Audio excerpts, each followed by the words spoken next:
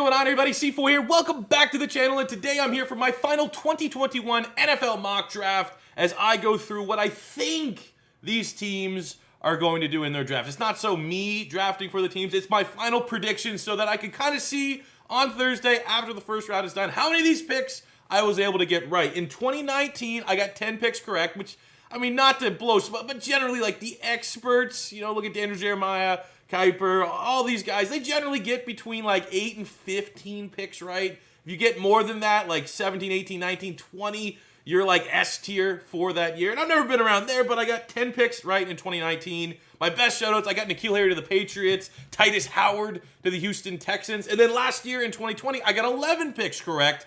So this year, I'm going to be trying to shoot for 12, just marginally. Come on, just keep getting one better. For this mock draft, there will be no trades because, you know, if I project a trade, like let's say at pick 4 to the NFL, and a trade doesn't happen, then your whole mock draft is kind of screwed up. So for this mock draft, there will be no trades. And without further ado, before we jump in to the first overall selection, I do need to have a little sponsor pause break. I'd like to thank Tennis Clash for sponsoring today's video. Tennis Clash is a free mobile PvP tennis game that looks great and offers an easy-to-learn, fun playing experience. It combines live PvP matches with cool RPG elements that will sure to get you hooked. With more than 60 million downloads worldwide and a crazy high score in the App Store, there's no better time than now to download Tennis Clash on iOS and Android.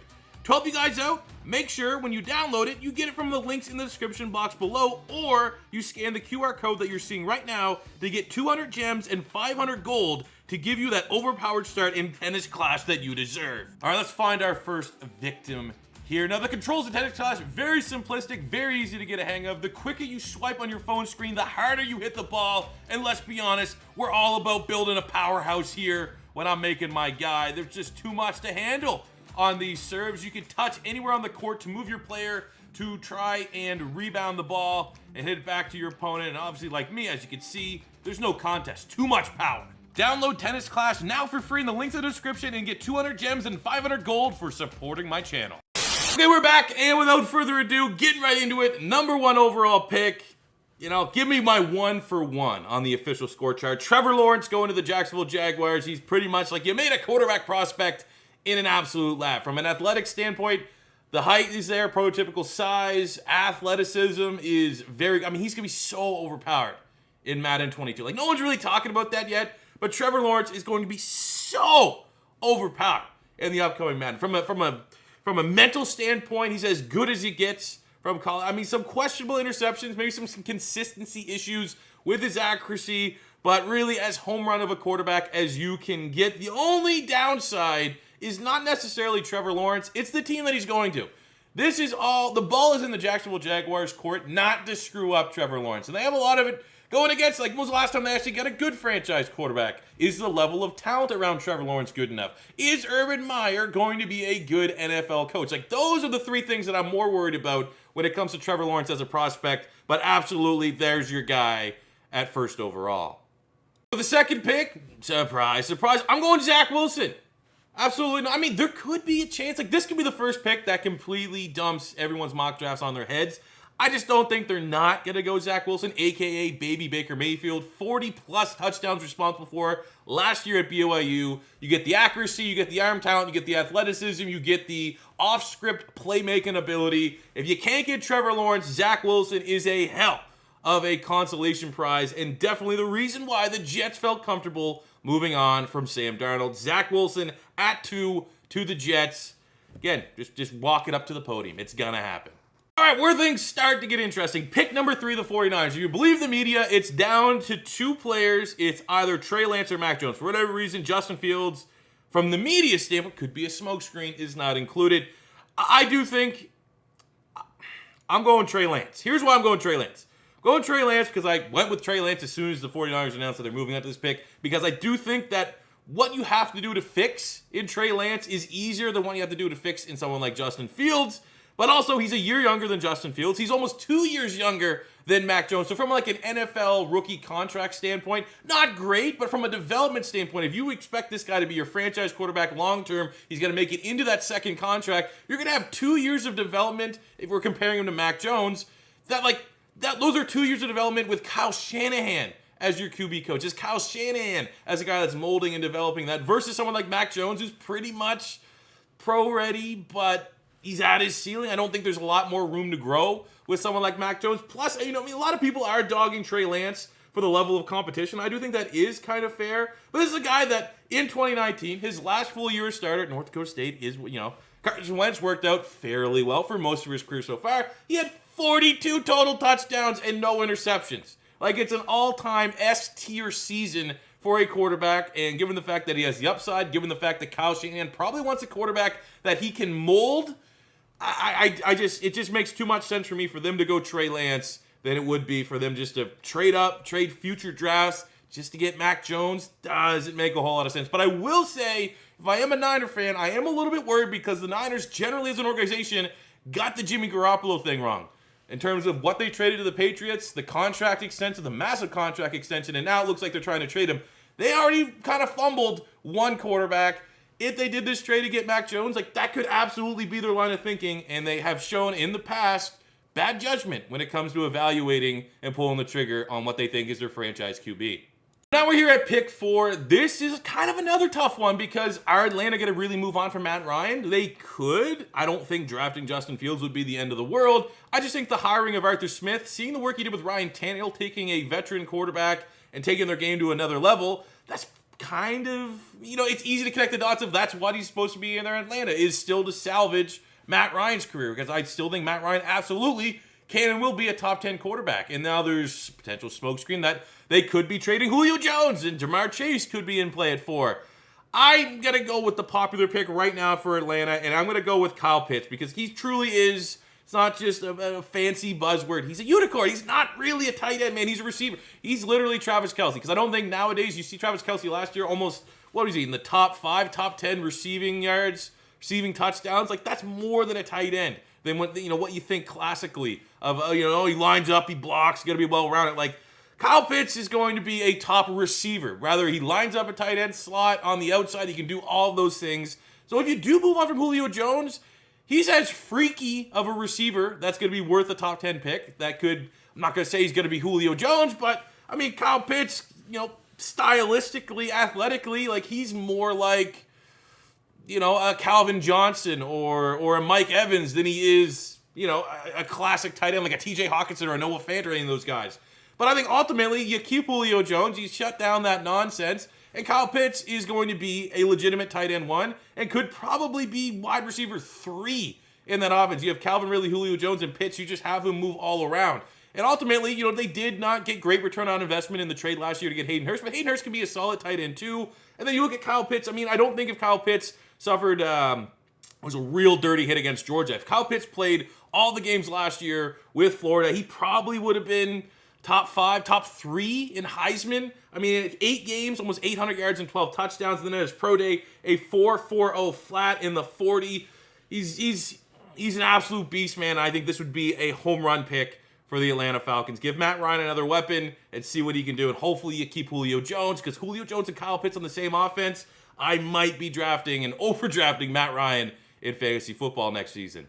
Pick number 5, I'm staying the course. A lot of people are thinking Joe Burrow got that pull for them to get Jamar Chase, and Jamar Chase is not a bad pick. 5, and what the board's going to look like at 5 for Cincinnati, either pick should make their fan base very exciting. But I have logic here.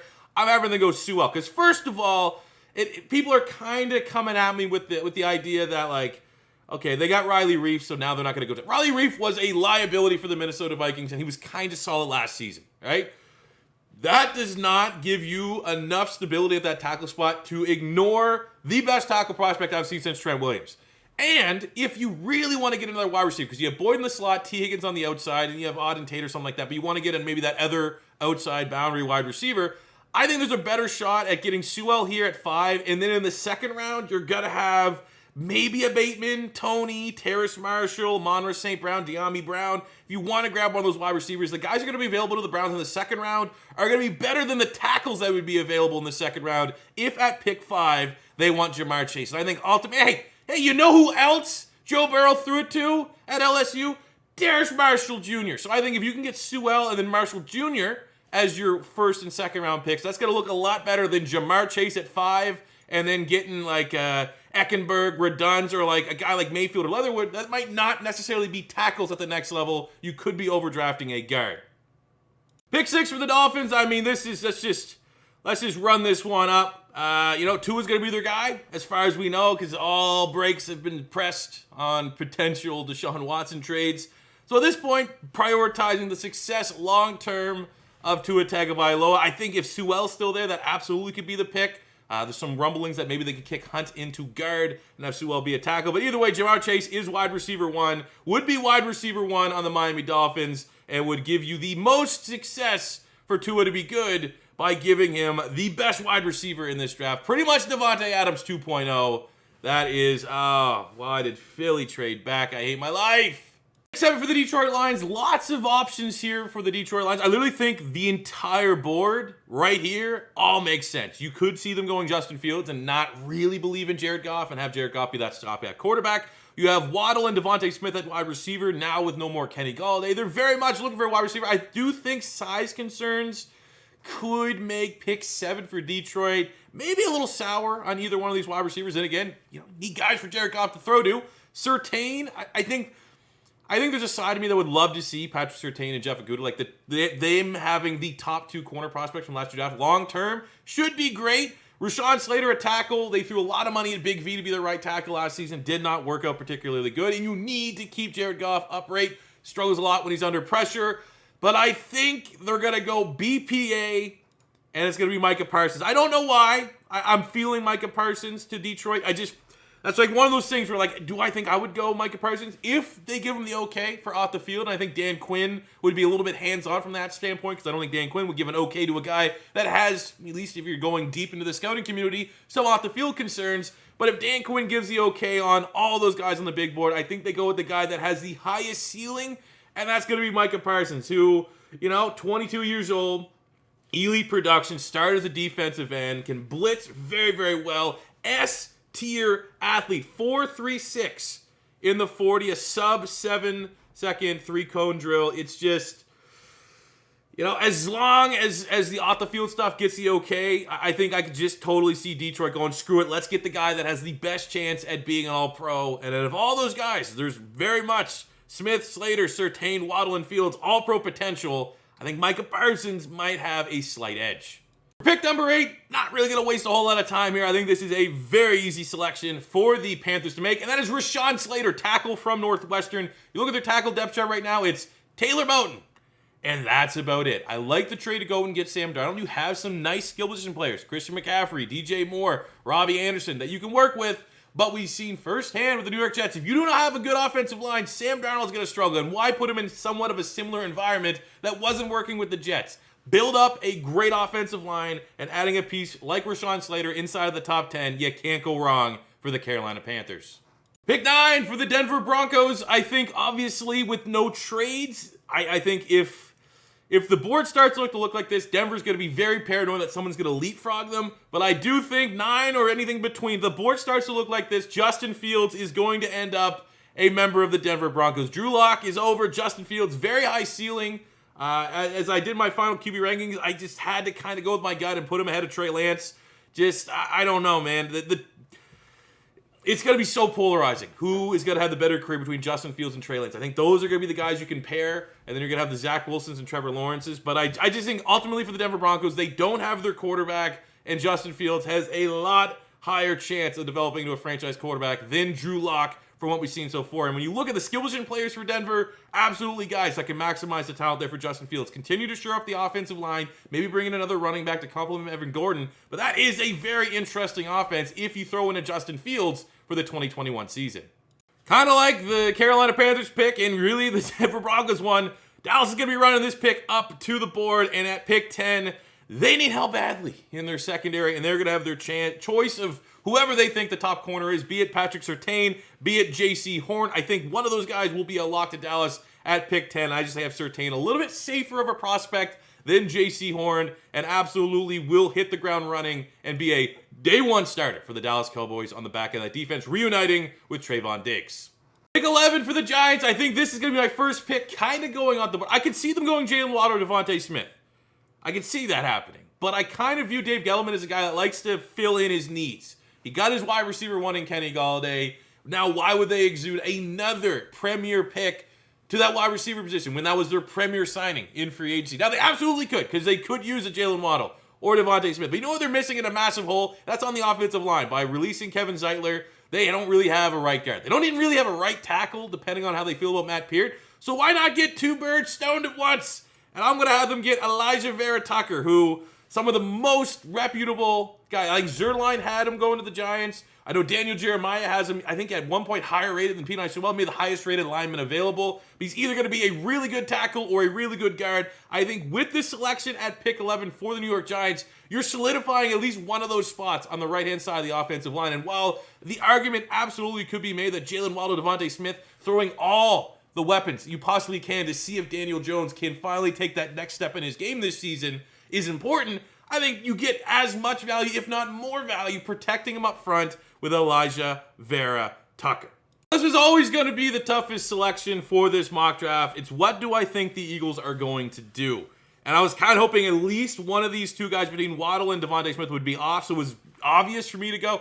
I feel like Philly, I think Howie Roseman's a little bit scared about making a potentially riskier pick. So that would therefore mean you go Devontae Smith because he was the proven production last season at Alabama. But I just for once, let me have the guy. I don't think either one of these guys I won't be upset about. Even if they throw in JC Horn at 12, won't be upset about it. But I do think because we're going to be running a lot of zone, you don't need S-tier corners in that scheme now. You don't need to be spending top. You're absolutely going to have to go find whoever can play on the other side of Darius Slay sooner than later. That will be the 2nd round, 3rd round. And you know, if you're trying to follow the leads right now for the Philadelphia Eagles, it seems like J.C. Horn and Terrace Marshall would be their 1 and 2, based upon like reports and meetings and stuff like that.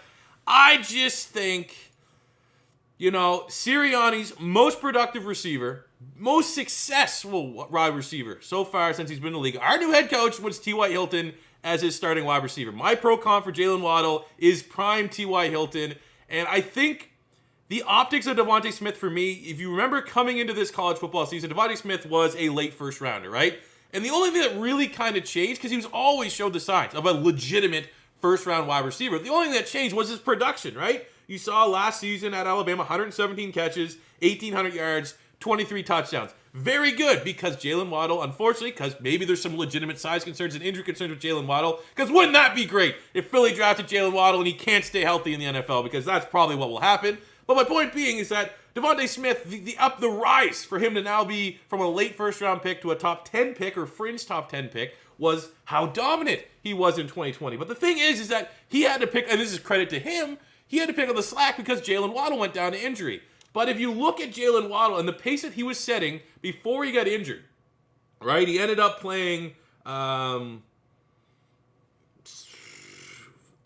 I don't even know, 5, 6 games, 4 or 5 games, something like that, and then he got hurt. But he was on pace for 1,800 yards. He was on pace for double-digit touchdowns, something crazy like that. So it's one of those things where it's like, how do you find that balance, right? Do you find that balance of Devontae Smith's stats are legit, or do you find that as like Devontae Smith had those numbers, had those targets because it's Alabama, and Jalen Waddle wasn't there to take away some of the looks? If Jalen Waddle was healthy, what would Devontae Smith's season look like, and would he be still having that massive jump from a guy that was supposed to go in the 20s to a guy that's going closer to top 10. So for me, for what Sirianni's done, I feel like Jalen Waddle is the best fit. He is the highest ceiling. He has excitement written all over him, but absolutely I can see Howie Roseman going with what could be considered a safer option in Devontae Smith, even though he's, you know, $160 or whatever it is. Either way, if this is a board for Philadelphia and we do decide to go wide receiver, Waddle or Smith, I'm going to be very happy, but I just think in terms of ceiling, Jalen Waddle has the edge for me.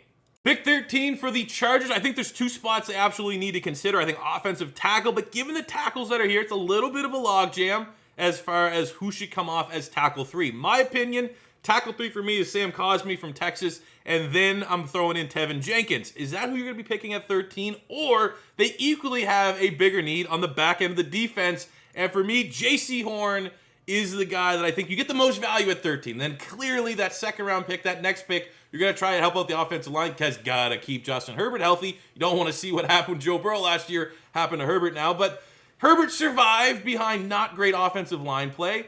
Hopefully it'll be a little bit healthier. And again, second, third round, continue to build up that offensive line. But for right now at 13, you have to go best player available. Who's going to make the Chargers a better team next season? And for me, that is going to be J.C. Horn, who tested like an S-tier athlete, very aggressive, son of a former NFL player, very high ceiling. And now, with that new defensive-minded head coach, I think he's going to want to slowly start to put the stamp of his vision of his defense on the team sooner than later, and you have a better chance of doing that, landing J.C. Horn at 13 and then going tackle with their next pick.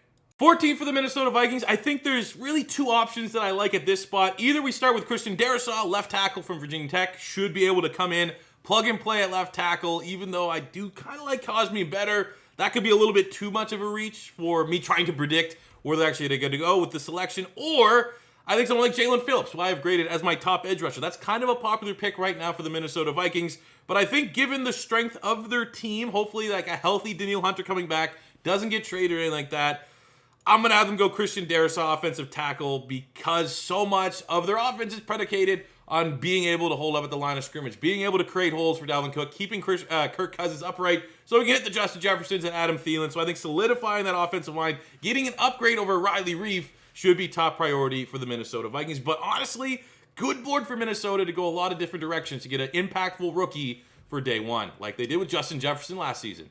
So much like the Justin Fields selection, for this pick, I'm going to have the Patriots getting Mac Jones. I just think there's going to have to be a trade-up at some point, but I do feel like the two teams that could luck into a quarterback via trade, first off, is the Denver Broncos, most likely not staying at 9, and second would be the Patriots getting their guy in Mac Jones. Mac Jones just screams and oozes a New England Patriot quarterback, and I just think right now, with all the money that New England has spent in free agency this year, to have all of that investment kind of hinge on the back of Cam Newton not being washed is a massive risk, and that's anti-Bill Belichick. Belichick always has contingency plans for the most part. Didn't really have one with Tom Brady, but I just feel like to have all of that on the shoulders of Cam Newton, it would get old, like week 3, week 4, if it's the Cam Newton post-COVID that we saw last season. So from that, Mac Jones to the Patriots, it's just got to happen, right?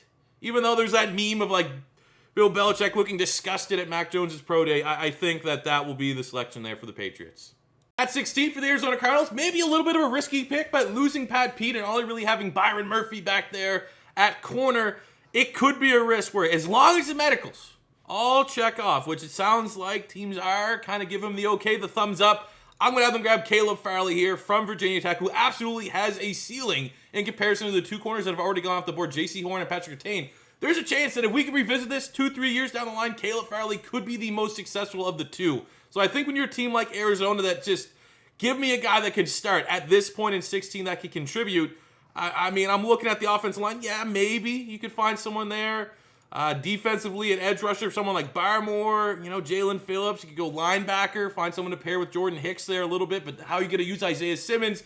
Just get the high ceiling corner that is, again, if you're making the selection, you've obviously given the okay from the medical standpoint, and Farley can be the successor to Pat Pete on the outside. Next, the Raiders at 17. I remember when I did my mock draft, JOK from Notre Dame, Wosu Koroma was the pick at 17, and I do like that pick, but it's like, all right, Gruden grinder, Tevin Jenkins, absolutely Gruden grinder, can come in, right tackle. That seems kind of important, but I just still feel, even with signing Yannick Ngakoue, this is a team that still lives in the shadow of not having an edge rusher that could replace Khalil Mack, and it's just been swing and miss, swing and miss, swing and miss. So, there are some people that think maybe someone like Tevin Jenkins is not going to be a tackle, and maybe we'll have to shift into Garrett because he's not super long. If you want to hit a home run, if you want to find what could maybe be the next great edge rusher from this class, you look no farther than Jalen Phillips. I just feel like if you're the Raiders, you have okay, Crosby solid, okay numbers, but generally not prolific in any means. Ngakoue's, I think there's a reason why he's bounced around a couple teams. Might not be a long-term solution. Cleveland Ferrell, you got to start taking, it might be an L, might be an overall L there. But Jalen Phillips, again, back-to-back picks. If the medicals get the thumbs up, they're the guys. S-tier athlete for Jalen Phillips. Great run defender. High upside as a guy that can get double-digit sack numbers. And those just are like the medicals and all that stuff. You don't get those guys at 17. These are usually the players you have to trade up. So the Raiders sitting there at 17, in my opinion, with their top pick, my top edge rusher still being there at 17, I think Got to pull the trigger, man. Even though tackle, safety might be a bigger need at this point, edge 1 is still there at 17. The Raiders need to get someone to help them move on from Khalil Mack, and it could be Jalen Phillips. It should be Jalen Phillips, and probably will be Jalen Phillips.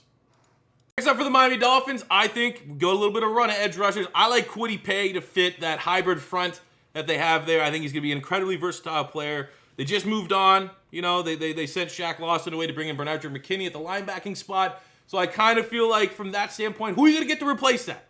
And I think Kwity Paye, from an athletic standpoint, goddamn near S-tier athlete. I think he's a great fit for that Brian Flores defense and caters very well, getting a little bit of offense with a lot of offense with Jamar Chase, and now you get a very high ceiling edge rusher that's going to be a nice rotational guy as a rookie and develop into a great long-term starter for that very good defense that we saw last season. At pick 19, we're seeing Devontae Smith slide here a little bit, and I don't think it ends here because I'm going to go JOK to the Washington football team. I absolutely could see them go to Devontae Smith. We all know the memes that Washington is essentially a feeder team for Alabama, and I don't want to disrespect, because like this already looks like I hate Devontae Smith. I'd be shocked. Well, not shocked, but it could happen, man. People could just be like, he's not an S-tier athlete. He's 166 pounds. So when you look at JOK, Washington absolutely needs to find someone else that can play linebacker there, starting linebacker. I mean, he's a linebacker, safety hybrid. And when you look at the tight ends that he needs to cover within his own division, you know, you got to cover Evan Ingram. You got to cover Dallas Goedert, 2 very good tight ends and running backs out the backfield. And I just think ultimately it's a missing piece to a very, very good Washington defense. He can do a lot of things for them well, and he is that more modern hybrid type. You know, not necessarily Isaiah Simmons, but I think instantly would be the top linebacker for Washington and makes a lot of sense at pick 19. And then at pick 20, hey, this is actually a great pick for the Bears. Have been going through a lot with the Andy Dalton and everything like that, but this is a home run pick for the Bears, who absolutely can use another wide receiver that's not named Allen Robinson. Mooney showed some absolute flashes in the last year to be the guy that can get separation downfield, spread the field out a little bit. But now there's reports they're trying to turn Anthony Miller. You want that more refined player, and that absolutely can be Devontae Smith. If you want to have any chance for Andy Dalton to succeed, I do think getting someone like Devontae Smith to pair with what they have right now could be a potential silver lining for the Chicago Bears. But ultimately, getting Smith at 20 definitely is great value for the Chicago Bears. But unfortunately, you know, still going to be waiting for that quarterback till next season. The Colts are up next at 21 with an obvious need at tackle, and I do think it will come down to these two, Tevin Jenkins or Cosmi. This is where I'm going to stick my neck on the line a little bit because I could just follow the order from this site and go Jenkins. I just think because Jenkins has some doubts whether or not he's going to be a tackle or a guard, Cosmi with S-tier pro day, very good athlete. I think that's going to be the guy. Either way, not a bad option if the Colts at 21 get Cosmi or Jenkins. I just think Cosmi has a higher ceiling to be a franchise left tackle, and that's absolutely what the Colts need to replace Anthony Costanzo and help out Carson Wentz. Bad O-line is not great for Carson Wentz, and if you throw in a Cosmi with Quentin Nelson, Braden Smith, and the rest of that O-line solid, Kelly at center, it's going to be very good for Carson Wentz's success there in Indy and helping us, fans of the Philadelphia Eagles, get that first-round pick because of the conditions. At pick 22 for the Tennessee Titans, kind of like Colts. I think there's two obvious options that if I'm a Titan fan, I'd be very happy with. I think Jenkins as well. He's a legitimate potential first-round pick, and it kind of lessens the sting of the Isaiah Wilson debacle that they had last year. Because right now, like, just imagine, right tackle sucks for the Titans this season, and it just magnifies how bad the Wilson selection was. But you get Tevin Jenkins, it's just the healing process, the moving on process is that much quicker. But I do still feel like corner's the bigger need, and there is still very good value here in Greg Newsome, who tested very well at his pro day, and you kind of can get your head around that interceptions aren't the be-all, end-all measurement for very talented corners, because he did not have a whole lot of them at Northwestern. I think outside corner is still a bigger need than right tackle, so I'm going to have them at 22. Grab Newsome, but either way, between Newsome or Jenkins, very, very easy picks there for the Titans to make, and either one would be very good. Sometimes when I think too much, bad things happen, but hear me out on this one. 23 for the Jets. So they got Zach Wilson, and when you look at their team, there is still a bunch of holes. I think there's no hole bigger than a starting running back. And I'm going to have them draft Najee Harris here, and there's a reason why. Because they have so many other needs that they need to get, but running back's still very high on that, if in my opinion it's right there. But The reason why is that you're still going to be picking, where is it? 34, right? So at 34, you're still going to be able to, for the most part, get a guy that could fill one of your glaring needs. You could get an interior lineman. You could still get one of the tackles that are still there. Like, even hell, you could shift them into guard. You could still get an edge rusher. There's got to be at least one of Ojulari Rousseau, Away, Osai, Tryon, Boogie Basham, Ronnie Perkins in that second round. But you get Najee Harris in the first round. You get him late so that you get that fifth-year rookie option, so that you can run your running back into the ground. That is one extra year that you don't have to pay a running back to go into a Le'Veon Bell situation. So I think from the fact that you can get a running back and that you have 5 years, you're going to have 5 years of very good running back play. And Najee Harris, who can do it all. Power back definitely fits the mentality. I think Robert Saleh is going to try to build and set the tone on his offense. Can catch very well. Can do everything you want a modern day running back to do.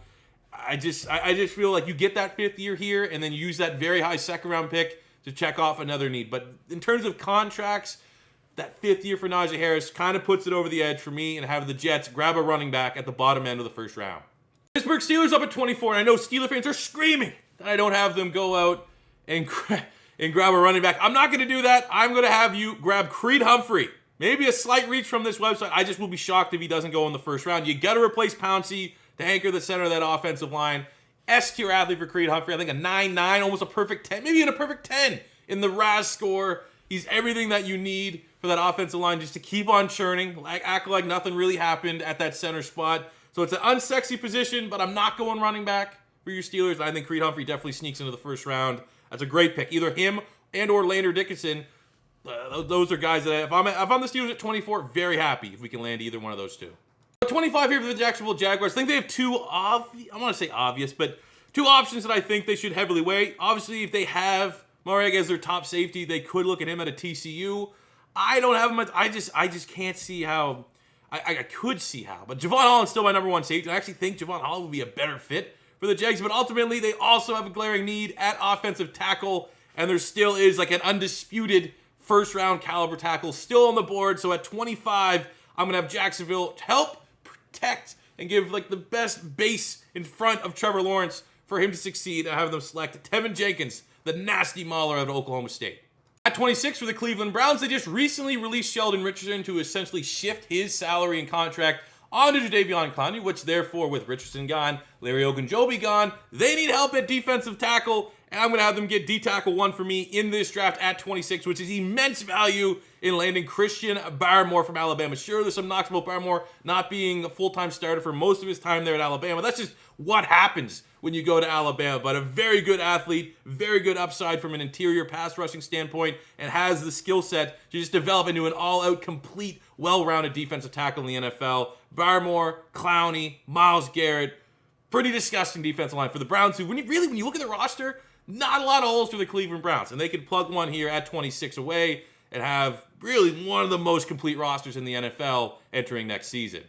The Orlando Brown trade. The Ravens now have 2 selections in the first round. They now have their own at 27 and the Kansas City Chiefs pick at 31. So I'm going to start here at 27. We're not going to go tackle right away. I'm going to have them secure the top wide receiver left on the board, and I'm going to have them get Rashad Bateman. They have plenty of athleticism at wide receiver. Hollywood Brown, dude they got from Notre Dame, Devin Duvernay, also great athlete. These guys are not, technicians when it comes to route running, and that's what you get with Rashad Bateman. Still good athlete, good enough athlete to win on the outside, but it's the technical side of Rashad Bateman that really propels him into a late first-round selection. And I think when you're the Baltimore Ravens, always trying to get more explosive and more help at that wide receiver spot. So they're going to address that first at 27, then see what the board looks like at 31 for either going at tackle or somewhere on the defensive side of the ball. The Saints are up next. This is a tough one for the Saints. I think there's a lot of spots they could be interested in.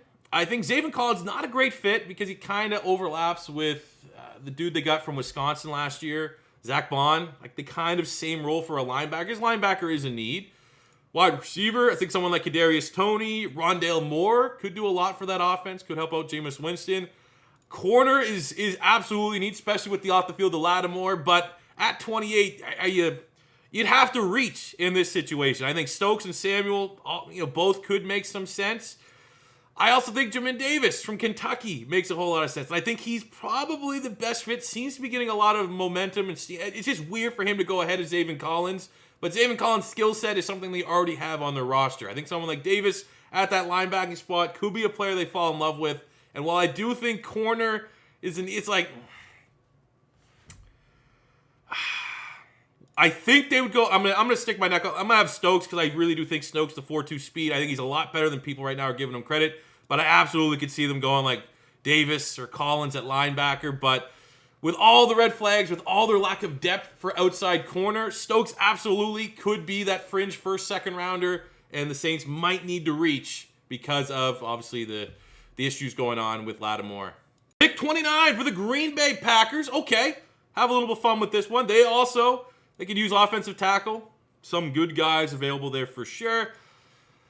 I just think when you look at I don't know why, and I'm always just kidding because I like Kadarius. I'm going to keep mocking Rondale Moore to Green Bay. I just feel like his skill set is something they don't have. You have Devontae Adams, your route runner, guy on the outside. You have height, weight, speed.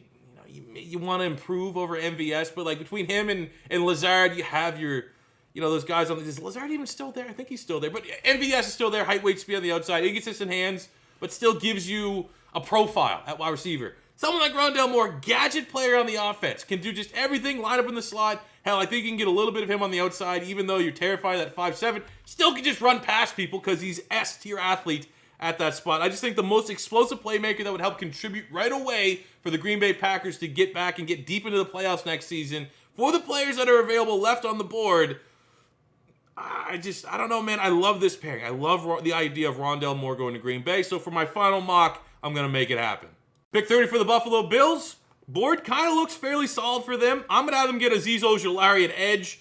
I think that was one of the spots when I watched Buffalo play. They weren't really happy or satisfied with the production they were getting on the defensive line. I mean, Jerry Hughes not getting any younger. You got obviously someone like Ed Oliver that you hope can be the anchor, the piece that you can build around on that defensive line.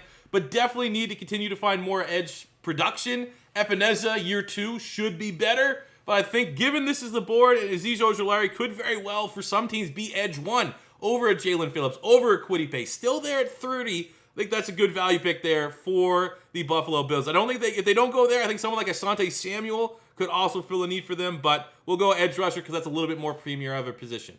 Pick 31, I'm just going to kind of go with tendencies, I suppose. I'd be shocked if the Ravens don't try to get Orlando Brown's replacement here.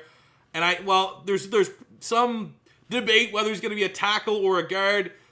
This feels like a Ravens pick. Alex Leatherwood at 31. He's either going to be a solid tackle or a really good guard. Some people think he'll be better when he projects inside, even though it was kind of the opposite at Alabama. He wasn't as good as a guard as he was a tackle. But either way, very good athlete.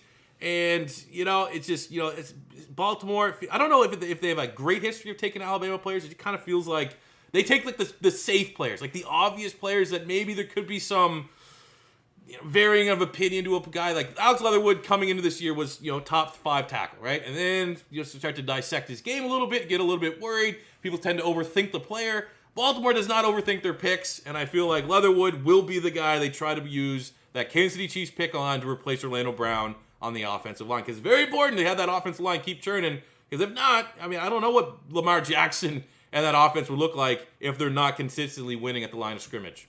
And then finishing up at 32, one thing would be interesting. Now I'm looking at what guys do I still have on the board here that I'd be surprised don't get drafted in the first round. ETN, yeah, Kadarius Toney, maybe. I think we're pretty good. Landon Dickerson, that could actually be a pick for Baltimore at 31. Landon Dickerson, if they want to address the interior. Rousseau, you got the edge rushers here at linebacker. I think Zaven Collins should go in the first round at some point. Could he go to Tampa?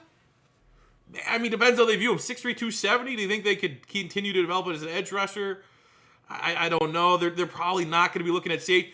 Ultimately, for me, I'm going to finish out the first round by having the Bucs, because they've pretty much re-signed everybody from their Super Bowl winning team. They don't really have a lot of holes, but they do have holes long-term at edge rusher, right? JPP's not getting any younger. So why not take the ultimate gamble at 32? Because the way you've handled this offseason is giving you the luxury to take an absolute gamble at 32. Away, 6'4", 6'5", 260, 4.3 speed, S-tier athlete. He's right there with Montez Sweat. But he's not ready. He's going to be a kind of guy that can give you rotational reps, more of a pursuit style guy right now at the edge than he would be a guy that will be able to shed blocks and stuff like that. But having him sit behind Shaq Barrett and JPP to eventually be groomed to be the successor of JPP, because JPP's not getting any younger, I feel like this is a prime opportunity for the Bucs to make this kind of pick. I think him, even Rousseau, they think Rousseau can fit that front. I don't think you really probably want Rousseau to stand up. But also, the same could be said for Rousseau. He could be a guy that think if you can bulk him up, he could be the successor to Ndamukong Suh on that front three. So, 432 for the Bucs. I think either Owe or Rousseau could be or should be the pick, and both kind of project more so long-term, which is a luxury that the Bucs have because they've done so good in retaining the roster from the Super Bowl winning season that they had last season. So there you go, fellas. That is my final mock draft for 2021. This is what I'm submitting so that once we get to see what actually plays out on Thursday night, how well I predicted. I mean, in terms of like comp, obviously it's a mock draft. A, mock drafts are kind of stupid. B, one trade, one ridiculous pick will completely bust this bracket, much like March Madness. Picks that I feel, obviously I feel good about a lot of these picks. It's my mock draft. Picks that I'm a little uncertain. I mean, Micah Parsons at 7 to Detroit. Kind of stick your neck out there. Vera Tucker to the Giants at 11. Kind of fits like Dave Gettleman's thinking, but I don't know how popular of a pick that's been so far. I don't know how Giants fans would feel with that. Obviously, Philadelphia here, Jalen Waddle and or J.C. Horn and or Devontae Smith. I mean, that's going to be a polarizing selection. I mean, Raiders going edge rusher. That could surprise some people. Devontae Smith falling all the way to 20. You know, will Cosme be that next tackle off the board, or will someone like Tevin Jenkins or Leatherwood or, you know, I can see Mayfield, Eckenberg, those guys sneak into the first round as well. So it's like kind of like, how does the NFL feel about tackles there? Najee Harris, a running back, the first running back at the board going to the Jets. Like, will my line of thinking make sense? Who knows? Creed Humphrey at center going there. Will the Saints reach for a corner, given their dire need for an outside starting corner, especially now with potential off-the-field ramifications with Lattimore, which I'm going to be completely honest, don't really know what the context of what happened there. That's it, man. Let me know what you guys feel about it in the comment section below. This is the final mock draft. Agree or disagree with any picks. I will be defending myself in the comments, so get ready. Get ready. I'll be clapping back if you guys roast my mock. But that'll do it for me today, guys. I'll see you back here on the live stream. That's actually going to be on my Twitch on Thursday. We live stream it on Twitch. And anytime something fun happens, most likely for sure the Eagles pick and anything in between, I'll be clipping it and uploading it right onto YouTube. So whatever you tune in, if you're watching me on Twitch or you're just going to be waiting for the videos on YouTube, I'll see you guys on Draft Thursday. Thanks for watching. Like, subscribe, please like, please leave a comment, and I'll see you guys back on the next one. Thanks for watching, and peace out.